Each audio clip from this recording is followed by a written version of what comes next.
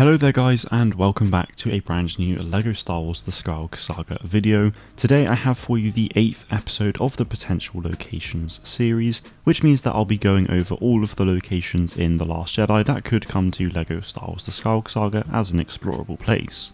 This also means that this is the penultimate episode of this series, so after this I'll only have one more video to do, which will be next week where I discuss this on The Rise of Skywalker, so be sure to subscribe to the channel with the notification bell turned on so that you don't miss out on that.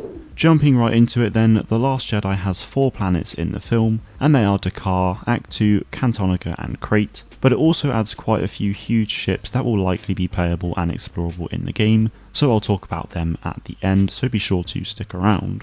Dakar is simply just the Resistance base, and I went over that in last week's episode for The Force Awakens, so there's nothing else really needed to be said there. Also in last week's video I forgot to touch on Act 2, but since it didn't really add much to the planet, I thought I'd cover it all now. Ultimately, Act 2 will be one big explorable island, however it will consist of a wide variety of small different landmarks. These landmarks are the main village where Luke lives among the other villagers, the dark side cave that Rey goes to, the Force tree that ultimately gets burnt down, the landing site of the Millennium Falcon, and the mountaintop where Rey is trained by Luke. Next we have Cantonica, which is the planet in which Canto Bight is situated. Like Act 2, Cantonica will likely have one big location, which is Canto Bight, the casino city seen in The Last Jedi. Within Canto Bight we'll obviously have the big casino that will no doubt be explorable on the inside, and hopefully we'll be able to explore the actual racetrack that we see the Fathiers on. As seen in the gameplay overview trailer from January, we'll be able to explore the actual city, which is to be expected, but it's just really nice to see as we don't get to see it a huge amount in the film beyond the chase scene. I'm hoping that we'll also get to enter the fields that the Fathiers end up running into when Finn and Rose get picked up by BB-8 and DJ, as it will add some nice diversity into what is otherwise another urban location out of many in the game. The final planet is Crate. This is also a planet that will only have the one location that could be explorable in the game, and that is the old Rebellion base that the Resistance hold out in against the First Order.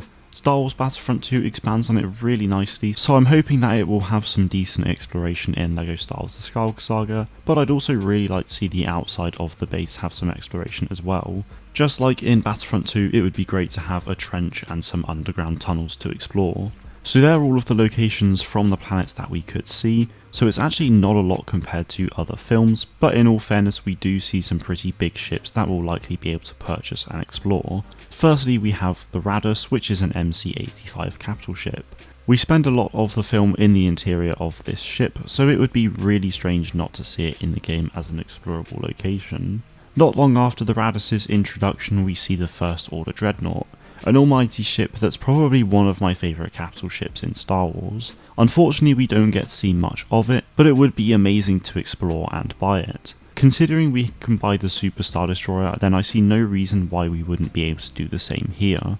Lastly we have the Supremacy, a 60km wide ship that also plays a key role in the film. It's by far the biggest ship in the Star Wars canon, but since the Death Star and no doubt Starkiller Base are purchasable in the game, and they're obviously a lot bigger, then I see no reason why this wouldn't be purchasable either. Being able to explore it would be amazing, and we do see a fair few locations inside of it in the film, so hopefully we can.